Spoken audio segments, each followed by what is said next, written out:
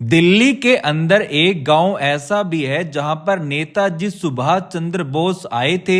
उन्होंने वहां पर जनसभा की थी, वहां के लोगों को संबोधित किया था और वही उनका आखिरी भाषण कहलाया था। वहां से जाते जाते नेताजी ने दो नारे भी लगाए थे, तुम मुझे खून दो मैं तुम्हें आजादी दूंगा, और दूसरा नारा लगाया था दिल्ली चलो का।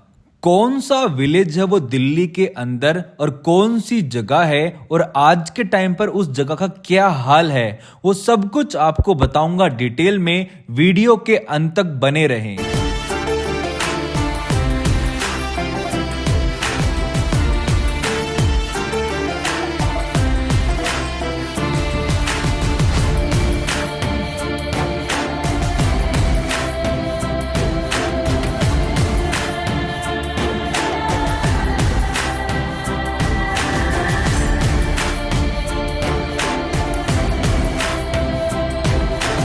हेलो एवरीवन, मेरा नाम है सुमित। मैं आज की वीडियो में आपका स्वागत करता हूं। तो सभी को तहे दिल से नमस्कार और जय हिंद।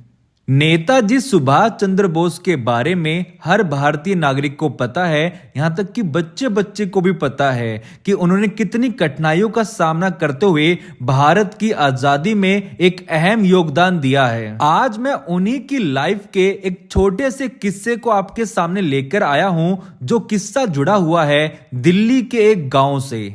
तो ये बात मैं स्टार्ट करता हूं तब से जब नेताजी सुभाष चंद्र बोस कांग्रेस पार्टी में थे।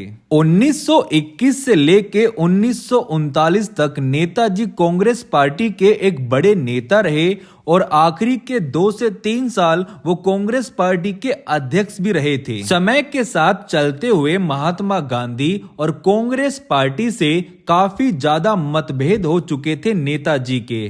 तो इसलिए नेताजी ने 1939 में कांग्रेस पार्टी और अपने पद से इस्तीफा दे दिया और अपनी एक अलग पार्टी बनाई जिसका नाम था all India forward block. Netaji के बारे में आगे बताने से पहले मैं एक व्यक्ति का परिचय देना चाहूंगा जो काफी जरूरी है। उस व्यक्ति का नाम है कैप्टन मोहन सिंह, जिनको जनरल मोहन सिंह के नाम से भी जाना जाता है। कैप्टन मोहन सिंह का जन्म 3 जनवरी 1909 में पंजाब के सियालकोट में हुआ था, जो आज के टाइम पर पाकिस्तान में आता है। मोहन सिंह 1927 में ब्रिटिश भारतीय सेना में शामिल हुए और 14वीं पंजाब रेजिमेंट में तैनात थे और वहीं से उनको पद मिला कैप्टन मोहन सिंह का। कैप्टन मोहन सिंह वही व्यक्ति हैं जिन्होंने आगे चलकर 1 सितंबर 1942 को आजाद हिंद फौज की स्थापना की थी।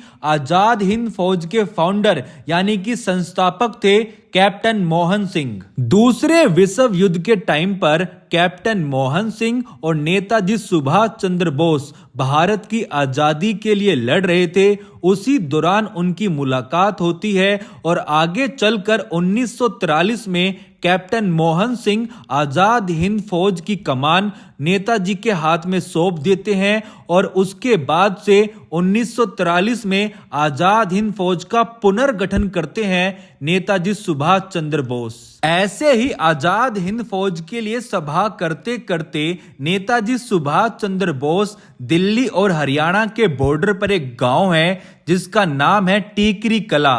वो इस गांव में पहुंचते हैं और सभा करते हैं। आज के समय में इस गांव के पास में जो मेट्रो स्टेशन है वो इसी गांव के नाम से है, टीकरी कला के नाम से। और ये मेट्रो स्टेशन आता है ग्रीन लाइन मेट्रो पर। और यहाँ पे जो मेट्रो आती है वो इंदरलोक से और कीर्ति नगर से जो बहादुरगढ़ जाती है, तो बीच में पड़ता है टीकरी कला। ये बात है 1941 के आसपास की, जब नेताजी अंग्रेजों को चकमा देकर यहां से गुजर रहे थे। तो उन्होंने इस टीकरी कला विलेज में, इस टीकरी कला गांव में एक जनसभा की थी और एक भाषण दिया था। और वो भाषण उनकी जिंदगी का भारत के अंदर आखिरी भाषण था। और यहीं पर उन्होंने नारा दिया था, तुम मुझे खून दो मैं तुम्हें आजादी दूंगा। और उसके बाद टीकरी गांव के नौजवानों ने आजाद हिंद फौज में बढ़ चढ़कर भाग लिया था और नेताजी के साथ भारत की आजादी में अहम योगदान दिया था। तो टीकरी कला गांव के उस टाइम के नौजवान जो आज के हमारे पूर्वज हैं, उनका भारत की आजादी में एक अहम योगदान रहा है। आप अपने सामने जो नेताजी की मूर्ति देख रहे हो, इस जगह वो पेड़ था जिस पेड़ के नीचे नेताजी ने यहाँ पर जनसभा की थी और अपना आखिरी भाषण दिया था। और वो पेड़ तो आज नहीं रहा, पर उस जगह नेताजी की मूर्ति बनाई गई है। और उसके बाद इस जगह को एक नाम दिया गया है, वो नाम है आजाद हिंद ग्राम, जो आज तक चला आ रहा है। इस जगह को जानते हैं आजाद हिंद ग्राम के नाम से। इस जगह पर एक अंडरग्राउंड कमरा भी है जिसे बंकर कहते हैं। ये इसलिए बनाया गया था कि जो नेताजी की आजाद हिंद फौज है, वो अंग्रेजों को चकमा देकर जमीन के नीचे इस तरह के बंकर बनाकर भारत की आजादी के लिए लड़ाई लड़ रहे थे। इस अंडरग्राउंड कमरे में यानी कि इस बंकर में नेताजी की जिंदगी के बारे में कुछ पेंटिंग्स के जरिए बताया गया है और यहाँ पर कुछ अहम बातें लिखी गई है नेताजी को लेकर, पर वो सब कुछ सड़ चुका है। इतना खंडर हो चुकी है ये जगह, बहुत ही ज्यादा। जब हमारी सरकार और हम सब, चाहे मंदिर हो, चाहे मस्जिद हो और गुरुद्वारा हो, उसको इतने अच्छे से रखते हैं जो रखना भी चाहिए, तो ये जगह भी आजादी का मंदिर है। इसको भी मंदिर की तरह हमें संभाल के रखना चाहिए। ये आजादी का मंदिर है। हमारे लिए सबसे बुरी बात है कि इस जगह का इतना बुरा हाल होना। ये बहुत बड़ी जगह है जिसने भारत की आजादी के लिए अपने प्राण न्यौछावर कर दिए, और उस जगह का इतना बुरा हाल है।